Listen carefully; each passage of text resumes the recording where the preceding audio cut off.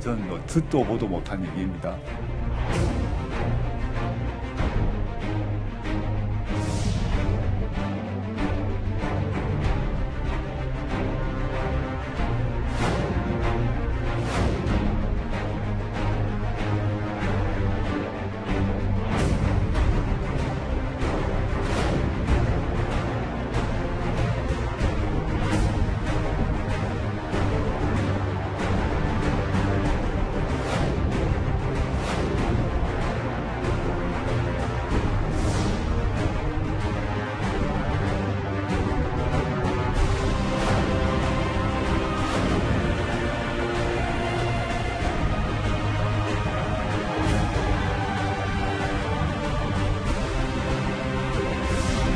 부당한 개혁이라면 처벌해야 되겠죠.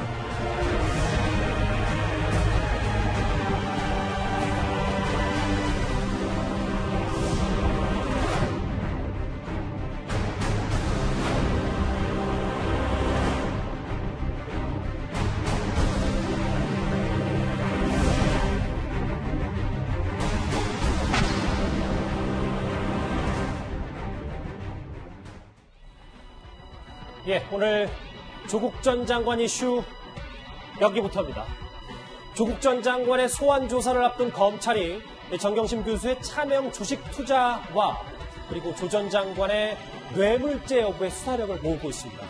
그 전에요. 지난주에 아들과 함께 부인의 첫 번째 면회를 했던 조국 전 장관이 오늘 오전 서울구치소를 찾아서 정경심 교수를 두 번째로 만났습니다. 그 화면부터 먼저 만나보시죠. 정경심 교수와 접견하시면서 어떤 얘기 나누셨나요? 현재 정경심 교수 건강 상태는 어떠세요? 어제 검찰 조사에서 정경심 교수가 사모펀드 관련 혐의 부인한 것으로 전해졌는데 그런 내용 혹시 접견 때 말씀 나누셨을까요? 아내분이 WFM 주식 차명으로 보유했다는 의혹에 대해서 사전에 알고 계셨나요? 이번 주 내에 소환되신다는 얘기가 있던데 소환 일정 사전에 통보 받으셨어요? 저렇게 취재진의 끈질긴 질문에도 일단 조 전 장관 묵묵부답이었습니다. 이현정 의원님, 네. 하나하나 짚어볼 텐데 먼저 화면에 보시는 조 전 장관이 한 10분 정도 또 만났잖아요. 네, 그렇죠. 아마 이제 두 번째 주말을 이제 지났지 않습니까? 사실 이제 구속되고 난 다음에 제일 어려운 시기가 바로 이 시기입니다. 어떤 면에서 보면 처음에 들어갔을 때는 좀 얼떨떨하다가 이제 구치소 생활이란 게 사실 그 좁은 방에서 하루 종일 있는다는 게 굉장히 고통스럽거든요. 더군다나 이제 이번 또 정경심 씨 같은 경우는 건강도 그렇게 썩 좋은 편 아니라고 이제 이야기를 하지 않습니까? 지난 주말에 일요일 날 또 나와서 조사를 받았고, 이제 그렇다면 아마 이번 주가 상당히 본인한테 심리적으로 굉장히 힘든 시기가 됩니다. 원래 이제 검찰이 조사를 할 때 보면 대충 한 일주일 정도를 아주 이 피의자들이 보면 많은 또 이게 어떤 면에서 보면 구치소 생활 힘들어서 진술을 하는 기회로 잡거든요. 그래서 일주일 동안을 굉장히 집중적으로 조사를 합니다. 그래서 이제 이 아마 중요한 시점 같은데 아무래도 조국 전 장관 입장에서 보면 본인도 이제 곧 소환 조사를 해야 되는 그런 상황이기 때문에 아마 여러 가지 짧은 시간이기 때문에 사실 많은 어떤 이야기를 나누기보다는 아마 부인의 건강이나 이런 부분들 좀 안에서 견딜 수 있는 것인지 이런 것들을 좀 챙겨봤을 것 같습니다. 지금부터는 그러면 오늘 조 전 장관의 두 번째 면회와 지금은 새롭게 정황이 드러난 얘기를 지금 하나 해볼게요. 정성희 소장님. 이 보니까 정경심 교수가 차명으로 주식을 구입한 날 자금 흐름을 추적해보니까 이 5천만 원이 조 전 장관 계좌에서 흘러들어갔잖아요. 그런데 돈을 보낸 곳이 청와대 인근 ATM기다. 그동안에 조 전 장관은 여러 가지 기회를 통해 가지고 이거와 무관하다. WFM이라는 회사는 알지도 못한다라고 얘기를 했는데 하필이면 이 시기가 작년 1월입니다. WFM 주식을 정경심 씨가 차명 계좌로 샀던 당일날 조국 전 장관이 청와대 앞에 있는 ATM기에서 5천만 원을 계좌 송금을 했다 하는 증거가 이제 나왔습니다. 그리고 통상 5천만 원을 계좌 송금을 할 때는 적지도 않은 돈이지만 보통 본인이 들어있는 컴퓨터로 하게 되는데 어떤 연유로 청와대 앞에까지 나가서 그것도 이제 제가 아까 조회를 해보니까 하루 송금 그 최대 액수가 600만 원이더라고요. 하루에 한도가 3천만 원이고 제가 조금 전에 조회를 해봤는데 그럼 그거를 풀면서까지 어떤 연유로 ATM을 이용해서 송금을 했는지가 굉장히 궁금증이 남는 대목입니다. 7, 8차례 나눠서 돈을 보냈다면 그리고 본인이 청와대 인근 ATM기에서 직접 했다면 김태현 변호사님, 지난주에 저희가 5천만 원을 송금했을 때 그거를 정경심 교수가 모두 남편 계좌까지 관리하면 뭐 그럴 수도 있지 않냐라고 했는데 그러면 부인이 조 전 장관 계좌까지 관리했다는 논리는 이걸로 깨지는 겁니까? 아, 그렇죠. 본인이 벌었다는 거니까. 뭐, 그러니까 이제 부인이 남편의 계좌를 관리하는 경우도 있으니까, 뭐, 조국 전 장관, 조국 교수 모르게 정경심 교수가 그냥 이체를 했다고 하면, 조국 교수는, 나는 돈이 간 것도 몰랐다라는 얘기가 이제 성립이 되는데, 이 청와대 인근의 ATM기에서 보냈다는 거. 그러면 이게 5천만 원 보내려면 9번 해야 되거든요. 한 번에 600만 원씩 밖에 안 가요, ATM기는. 68에 48에 200만 원 더 해야 되니까 9번을 막 똑같은 계좌를 눌러가지고 해야 된다는 거거든요. 어려운 방법으로 선택한 거잖아요. 좀 귀찮죠. 예. 그냥 은행 가가지고 한 번에 보내도 인터넷 뱅킹 하면 되는데 ATM까지 가서 카드 들고 가서 그렇게 하는 게. 그러니까 문제는 그렇게 했다는 얘기는 조국 전 장관이 당시 민정수석 시절에 직접 본인이 보냈다는 얘기가 되는 거고. 글쎄요. 열심히 근무하고 있는 남편에게 부인이 ATM기에 가가지고 9번에 걸쳐서 5천만 원 보내라고 했을 때 그거 왜 필요한데? 라고 모든 남편들 묻지 않겠습니까? 일하다가 그냥 사실 가서 9번 ATM기 가지고 9번 보내는 거 진짜 귀찮은 일이거든요. 왜 지금 보내야 되는데? 이런 데 돈이 필요하니까 보내. 라고 하면 보낼 수 있는 거 아니겠어요? 그러니까 반드시 두 부부 사이에서는 이 돈이 왜 필요한지에 대한 대화가 오갔다고 보는 것이 상식이다. 그것도 묻지도 않고 그냥 5천만 원을 보내는 남편은 제가 아는 한 극히 드물다. 그렇다고 보면 조국 전 장관이 저 5천만 원이 어디에 쓰였는지 그 용처를 알았을 가능성이 저는 높다고 보는 거죠. 그 부분이 뇌물죄랑 또 연결이 되는 거니까요. 뭐 그렇다고 해서 뭐 뇌물이 바로 된다라고 할 수는 없지만 검찰이 이제 뇌물죄로 입증을 하기 위해서 여러 단계를 거쳐야 되거든요. 첫 관문은 일단은 어느 정도는 이거 하나만으로도 돌파를 할 수 있다. 하지만 뇌물죄를 혐의를 적용해서 구속영장을 청구하고 발부받기까지는 아직은 검찰은 많은 산을 넘어야 된다는 거죠. 예. 그런데요, 이 조국 전 장관이 청와대 인근 ATM기에서 보낸 이 5천만 원의 성격을 두고 논란이 더 커질 수도 있을 듯합니다. 김경률 전 참여연대 위원장의 목소리, 과거 목소리 한번 듣고 오실까요? WFM 감사보고서를 봤습니다. 그것을 보고서 조국 장관은 좀 부적격하다고 본다. 권력형 범죄로 비화 가능성이 있다라고 봐서 저희가 수일에 거쳐서 몇 명이 이제 밤샘을 하면서 분석을 했고요. 심각한 문제가 있고 더 크게 발전될 수 있다라고 봐서요. 사실 판단에 있어서 충분한 증거를 가지고 있다. 새롭게 김경률 전 위원장이 주장한 건 바로 화면을 보면 이겁니다. 2018년 1월에 주식, 차명 주식을 산 거잖아요. 한 6억 원어치를. 근데 남편으로부터 5천만 원을 받은 거고. 그런데 그 해 전, 2017년 말에 정 교수의 재산 신고 내역을 보니까 계좌에 무려 한 8억 원 이상 넘게 있었다는 거예요. 그렇죠. 그러니까 이제 김경률 위원장 이야기는 기존의 통장에 8억이나 가지고 있는데 5천만 원을 그 WFM 차명 주식을 매입하는데 5천만 원을 보냈겠냐. 그렇지 않고 다른 용도가 있을 것이다 라고 이야기를 하는 겁니다. 근데 이제 그것을 그러면은 본인은 무엇이라고 생각하느냐. 뭐 그거에 대해서는 계좌 추적, 그 자금의 흐름을 추적해 보지 않고는 예단하기는 좀 어려우니 이것이 그 조국 전 장관의 계좌 추적의 필요성을 말해주고 있다라고 이야기합니다.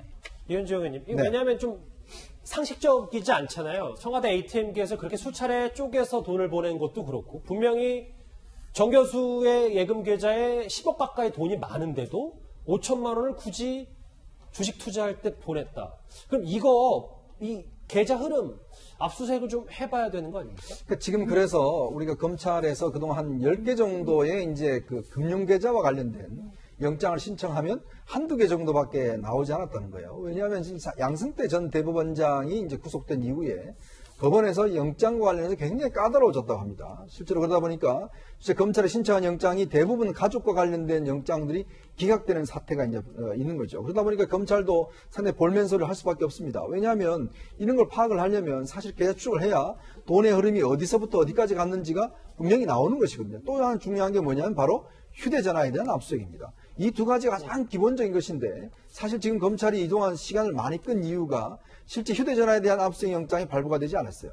다 기각돼 버렸습니다. 그리고 또 이 금융계좌에 대한 것들이 제대로 이제 발부가 되지 않았어요. 그러다 보니까 검찰이 다른 방법으로 이걸 입증하려다 보니까 나머지 증거에 대한 분석하는데 시간이 많이 걸린 거거든요. 그러면 지금 이제 이런 상황까지 오면 저는 검찰이 다시 한번 신청할 가능성이 있을 것 같아요. 왜냐하면 조 전 장관은 이제 곧 이제 소환을 앞두고 있기 때문에 만약 그렇게 된다면 이게 돈의 흐름이 종착지가 어디인지가 분명히 나올 겁니다. 김태현 변호사님.